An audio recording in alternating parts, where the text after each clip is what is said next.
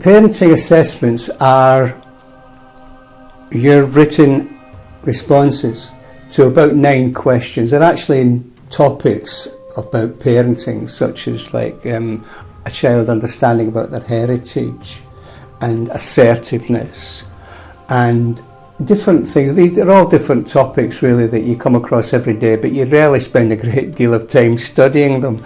Well, these questions are just designed so that you do spend that wee bit of time writing down your responses to these topics, your understanding and experiences of those topics, whether it's from your own childhood or from looking after your own children. The thing is to show that you do understand what the topics are about. And then we follow that up with Zoom calls or Microsoft Teams meetings, so that the family can join in, anybody you want to can join in, and you're not with a group of strangers in this, it's actually just a one-to-one, so to speak, so that you can talk personally and privately about anything that you've experienced or any problems that you've had.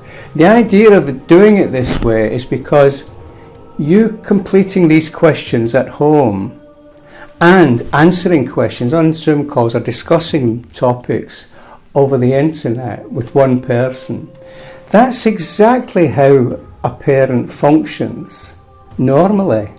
You're in your own home. If you need any help or you want to talk about something, there's always somebody there that you can talk to.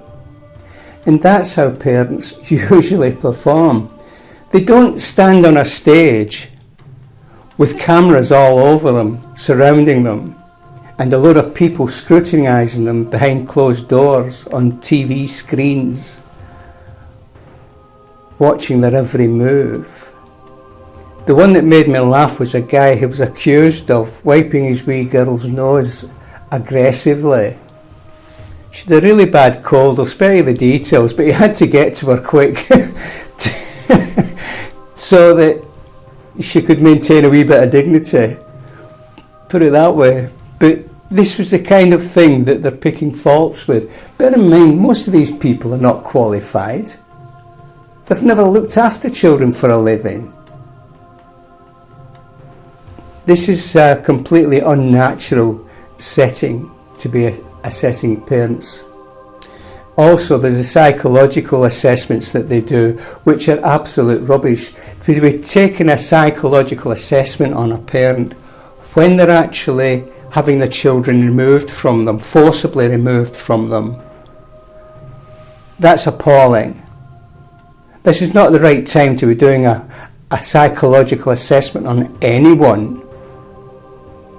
If you want to do it as an experiment, just get some of your friends to go to a psychologist, take the children away, tell them you're going to sell them to an adoption agency while they're in there, and see what kind of a psychological assessment they get. This is the madness of the whole scenario and the whole system. It's so corrupt, it's unbelievable. This is how you set parents up. You get people on the internet telling them to do things which are totally misguided, totally inappropriate, and totally the wrong thing to do when social services are planning to take your children away from you permanently. The other thing that they do is to destroy the traditional British family. There are still some areas in the country, and I know I go on about this a lot, but there are still some areas in the country, they have the lowest average incomes, yet they are the safest, happiest, highest academic achieving people in the UK, possibly in Europe. 30% above average grades for the school children. 30% above average. Every third person has a bachelor's degree or a technical equivalent.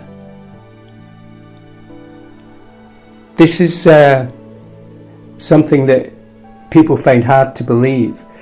If you live with those people, if you're part of that community and part of a family in that community, the chances of you experiencing any incidents of domestic abuse, any incidents at all,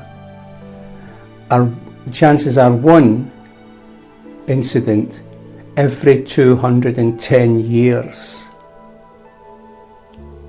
You think about that. In places like Bradford, it's every 4 years. There's obviously something going on, and it's political. They're still the same parents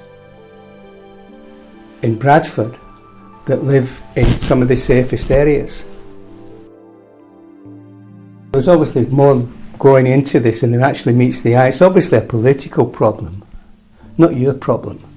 It's because of where you live that you have problems.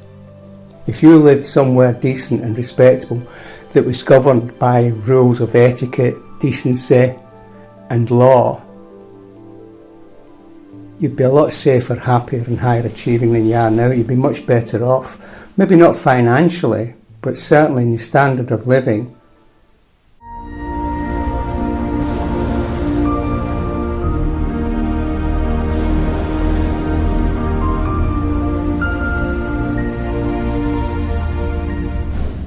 Please subscribe if you haven't done already, and tick on the bell for notifications, and click a like if you liked the video. Thanks for listening. I do appreciate it. Thank you.